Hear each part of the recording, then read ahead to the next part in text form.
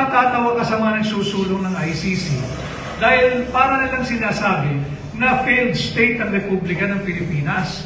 Ang ICC ay magkakaroon lamang ng jurisdiction kapag tayo ay isang failed state. Halimbawa na overtaken tayo ng mga rebelde o ng mga ibang bansa na overtaken tayo, giba ang gobyerno.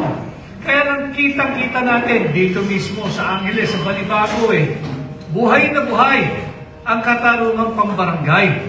Nandyan ang conciliation and mediation. In fact, yung away mag-asawa o yung away magkapitbahay o yung nagsuntukan dyan na magkaibigan dahil lasing pareho kagabi, hindi sila hayaang magpunta sa piskalya nang walang certificate to file action.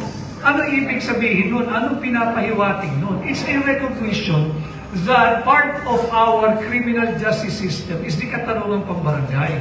If we have a high regard sa katarungang pambarangay that you cannot proceed in filing any action against anybody without the certificate to file action, buhay ang katarungang pambarangay.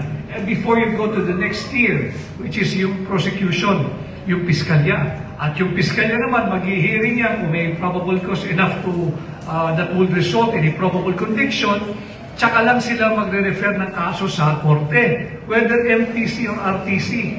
At pagka naman meron na agrabyado sa desisyon, they will file an MR or they will file a appeal sa Court of Appeals.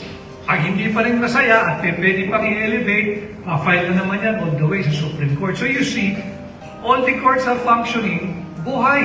Ang lahat ng korte, walang jurisdiction ang ICC.